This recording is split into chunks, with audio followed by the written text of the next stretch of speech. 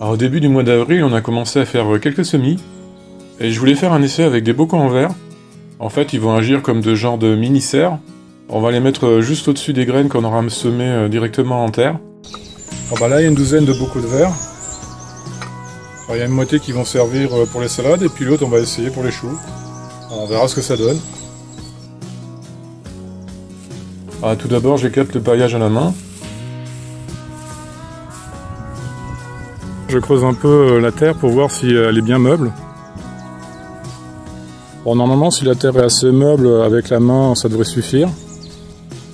Sinon, après, prendre un petit râteau, ou une petite pioche aussi. Et après, je referme un petit peu le trou, je laisse juste une cuvette pour pouvoir mettre après du terreau. Je dépose 2-3 graines, un peu espacées de 1 à 2 cm. Et on espère qu'il y en a une dans l'eau qui va pousser. Alors pour l'arrosage, je choisis de faire avec un pulvé. Alors ça permet de vaporiser de l'eau et puis on peut en mettre quand même une bonne quantité. Et il ne faudra pas hésiter à en mettre parce que normalement ce sera la seule fois où on arrosera. J'enfonce un peu le bocal dans le terreau et après je remets le paillage sur le bord. Comme ça il y a juste la moitié du bocal qui va être à la lumière. Et normalement si j'ai bien calculé ça devrait être pas trop chaud. Mais quand même un peu parce que nous on en a besoin un peu de la chaleur ici. On va pas faire trop espacé parce qu'une salade ça fait à peu près ça. On va se mettre à peu près là. Alors c'est de la laitue Batavia rouge.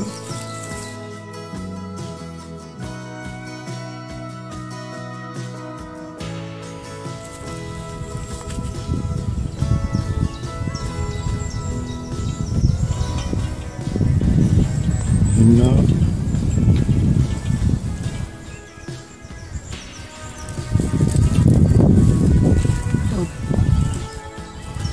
Un petit peu. Bon, je sais qu'elle est au milieu. Après, si on veut vraiment être sûr, on peut se faire une petite marque qu'on enlèvera après. Alors, j'espère qu'on aura besoin d'arroser juste une seule fois. Pour moi, ce serait l'idéal.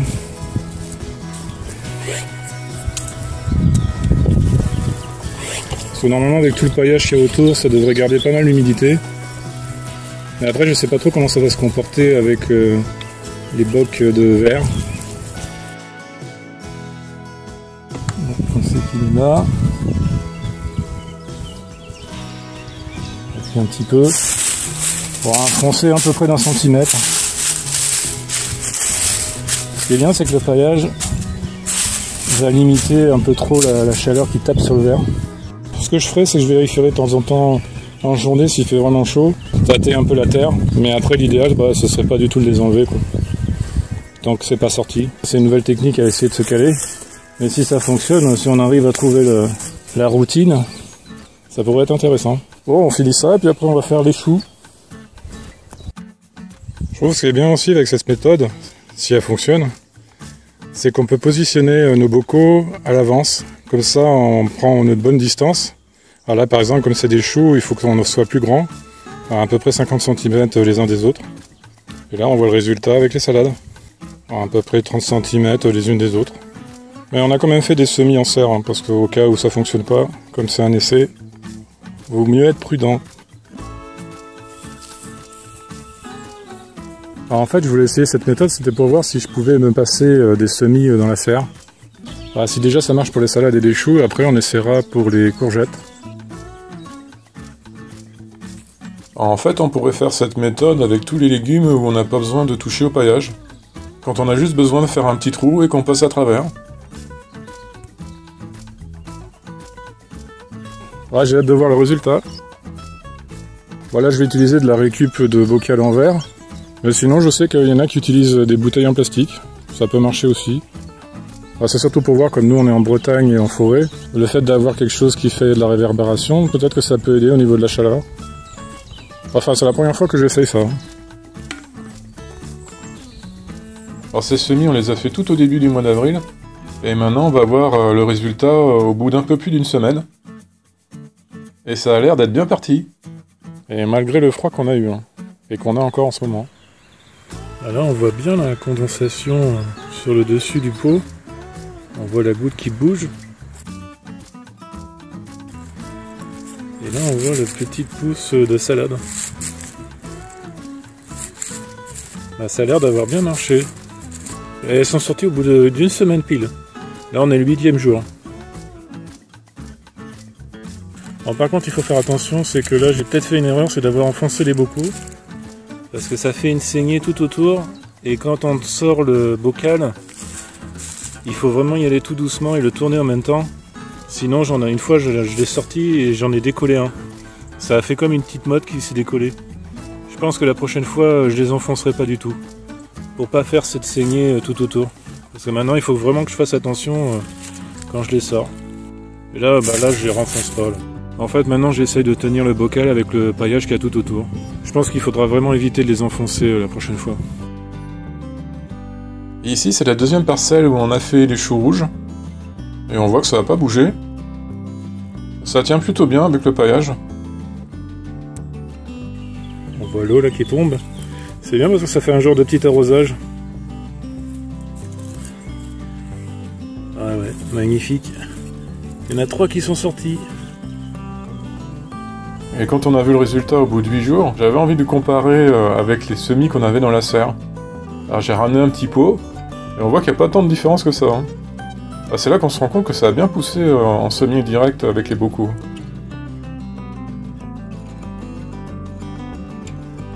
Eh ben, c'est presque pareil. Hein. 8 jours, plus d'un mois. Ouais, je crois que pour le moment, l'expérience est plutôt réussie. Après, il faut voir si ça arrive à continuer à grandir. Là je remets assez vite là parce qu'il fait assez frais en ce moment.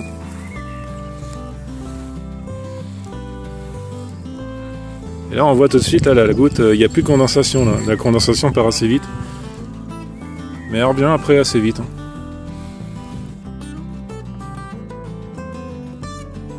Ah, tous les semis ont bien fonctionné. Autant les salades que les choux. Là, au niveau de la croissance, ça a un peu ralenti parce qu'on a des grands froids qui sont arrivés. Après, on verra par la suite quand il fera plus chaud. Il y a une période où on a eu du beau temps avec un peu de chaleur. Ah, ça nous a permis de planter les boutures, les fameuses boutures de saule. Elles ont été faites à partir d'un seul plant. On a coupé une grande tige et on l'a divisée en 6 morceaux. Ben, ils sont tous partis. Après, le saule, c'est une des plantes les plus faciles à bouturer. Et on s'en sert aussi pas mal pour faire de l'hormone de croissance, pour faire d'autres boutures.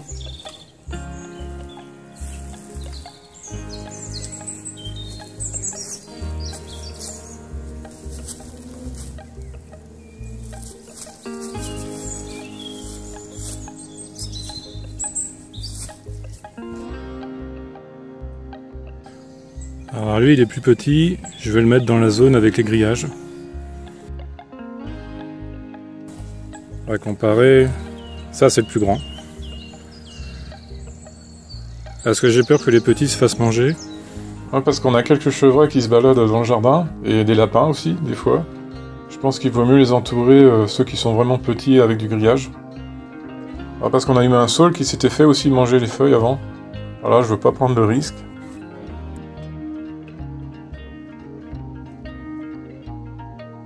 Et on a prévu de le multiplier encore, parce qu'on aimerait bien récupérer les branches pour s'essayer un peu à la vannerie. Parce que déjà, c'est une variété de saule, c'est l'osier du vannier. Ah, ça serait sympa après d'avoir son petit panier pour récupérer les légumes après.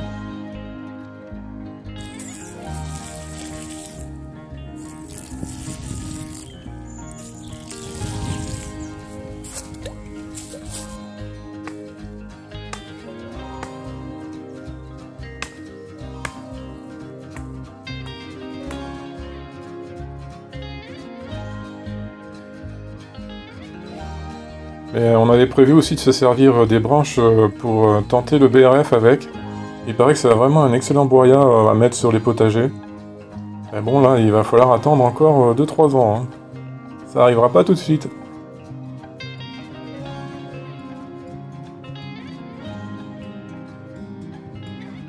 Ah, pour finir, on va s'attaquer à la culture d'oignons. Et on va utiliser une technique qui se rapproche plus d'une culture traditionnelle. Ah, parce qu'on va retirer une partie du paillage. Mais bon, ce qui est bien, c'est qu'il en reste quand même déjà sur les côtés. Ça va garder une bonne partie de l'humidité. Et puis on voit qu'il reste pas mal de brindilles mélangées avec la terre. Alors ça aussi, ça permet de garder l'humidité. Et puis ça permet aussi d'avoir une terre bien aérée. Mais c'est sûr, je préfère éviter d'enlever le paillage. Mais des fois, on peut pas faire autrement. Comme ce genre de culture, comme les carottes aussi. Ah, ça a besoin que la terre se réchauffe. Et une chose aussi que j'avais remarqué quand on met les paillages sur les côtés, tous les organismes vont se déplacer dans la zone qui reste de paillage. On le voit beaucoup avec les cloportes, on voit qu'ils perdent pas de temps et qu'ils cherchent tout de suite à trouver un nouvel abri. Et ils restent pas dans la zone où la terre est à nu. Parce que surtout là, pour les oignons, je veux surtout pas qu'il y ait trop de cloportes où les petites pousses vont sortir. Parce que c'est comme ça que l'année dernière, j'ai eu beaucoup de pertes au niveau des semis d'oignons qu'on avait plantés directement au milieu du paillage. Une grande partie s'était faite manger par les cloportes. J'étais vraiment étonné de voir ça. Alors en fait, quand on compte, le paillage est resté les 3/4 du temps de l'automne, tout le temps de l'hiver et un tout petit peu le printemps. Et pour ce type de culture, la terre va se retrouver à nu du 3/4 du temps du printemps et tout l'été. On a remarqué aussi, c'était intéressant pour les limaces. Elles aiment moins se déplacer sur une terre qui est dénudée. Et elles vont plus se contenter de rester sur le paillage qui est sur les côtés, parce qu'il nous arrange quand même pas mal. Et puis là, si j'ai fait un peu plus profond, c'est parce que, en fait, compte, c'est des oignons. Et il faut penser aussi qu'après que ça grossit, il vaudrait mieux éviter qu'ils soient trop en dehors de la terre. En fait, là, c'est à peu près 4 cm de profondeur. D'habitude, c'est plutôt 2. Voilà, c'est les graines qu'on a récoltées la saison dernière. On mélange avec l'écosse, comme ça dérange pas. Je me demande même si c'est pas mieux. Je pense que ça permet d'étaler plus les graines d'oignons. Et là, c'est des oignons rouges. Et pour le moment, tant que les petites pousses sont pas sorties, il vaut mieux laisser le fil. Ça peut aider à protéger si les oiseaux sont tentés de retourner un peu trop la terre. Ça va les gêner un petit peu, ils vont avoir un peu peur du fil. Ah, c'est sûr que c'est une méthode complètement différente que l'année dernière. L'année dernière, ça avait plutôt été un échec. C'est pour ça, là, je veux vraiment pas prendre de risques. Et puis après, si c'est possible, on peut rajouter du paillage une fois que les oignons ils sont bien grandis. Ça peut aider pour protéger contre les fortes chaleurs qui vont arriver cet été. Alors, une fois que les graines sont semées, on va saupoudrer par-dessus avec du terreau le plus fin possible. Ça va permettre d'avoir un bon contact avec la terre pour les graines. Et ça va être encore plus accentué avec un arrosage assez léger par-dessus. Alors j'ai commencé à faire un deuxième rang, c'est pour mettre ce qui restait de graines des oignons jaunes. Et normalement la continuité, après on mettra ce qu'il y avait dans la serre en semis. Alors il faut faire un arrosage très léger, comme ça on voit que c'est pas arraché, ça bouge pas du tout. Parce que si on fait avec un gros arrosoir, ça va trop dégringoler dans la rigole. On va essayer de garder de l'humidité tant que les petites pousses sont pas sorties. Et après, normalement, il n'y aura plus besoin d'arroser. En ce moment, on a du froid qui revient. Et quand ça arrive, faut pas hésiter de mettre un film plastique sur la terre pour qu'elle se réchauffe plus en journée. Et avec l'inertie, ça va moins se refroidir la nuit. Pour conclure, on se retrouve dans la serre. On a planté les lentilles qui étaient dans le godet. Et ça nous permet de voir à côté les salades qui continuent de grandir. Je pense qu'il y en a une ou deux qu'on va pouvoir manger dans une semaine. On va se laisser sur cette plantation. Merci d'avoir regardé la vidéo. On se dit à une prochaine fois et à bientôt.